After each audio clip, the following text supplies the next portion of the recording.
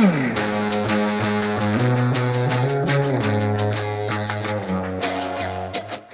guys, it is another fine day at Savvy Organics Farm. Today I'm going to talk a little bit about asparagus. So we grow asparagus here on our farm. It's one of my favorite vegetables. And this time of year, in the winter, it turns to this.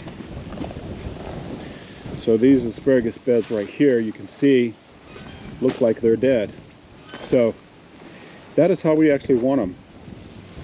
You see these beds right there where all the asparagus has died off.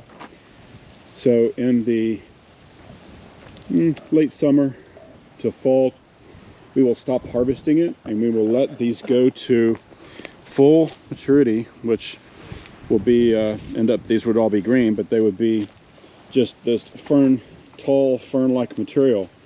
But once they're completely dead, this is the time that we want to cut them back to allow for the next season's growth. So, as you can see, I have put on a long sleeve shirt. I have a pair of gloves. I recommend that because when I've trimmed these in the past using short sleeves and a t-shirt, they can make me sort of itchy and uncomfortable if you have any allergies or anything like that. I don't know what it is in here that gets to me, but I'm suspecting that it is all the small dead pieces of the fern material that's left in here. So when I start chopping these down or cutting them out with my shears, then all these fern materials in here will make you pretty itchy.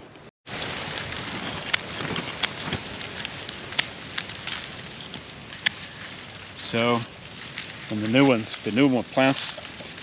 new asparagus want to start coming up, then they will be able to come up and be harvested easily.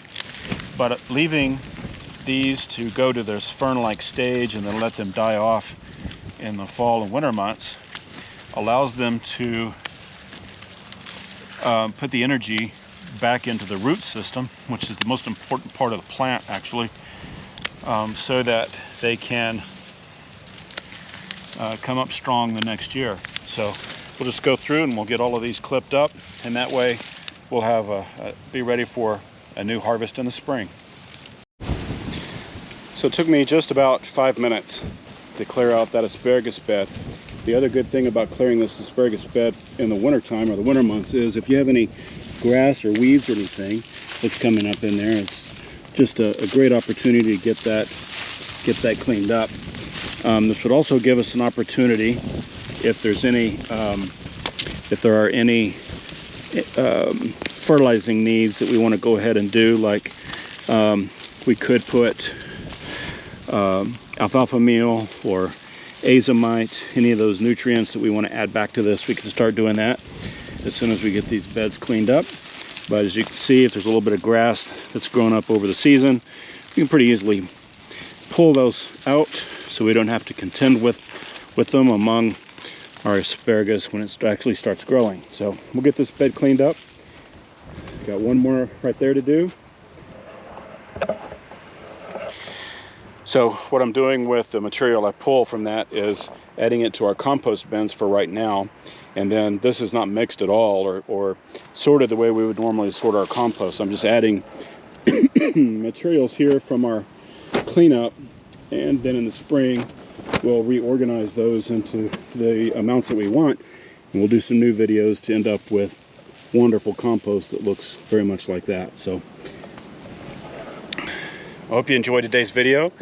Hope you will subscribe to our channel and hit that like button on your way out. We'll see you next time. Bye-bye.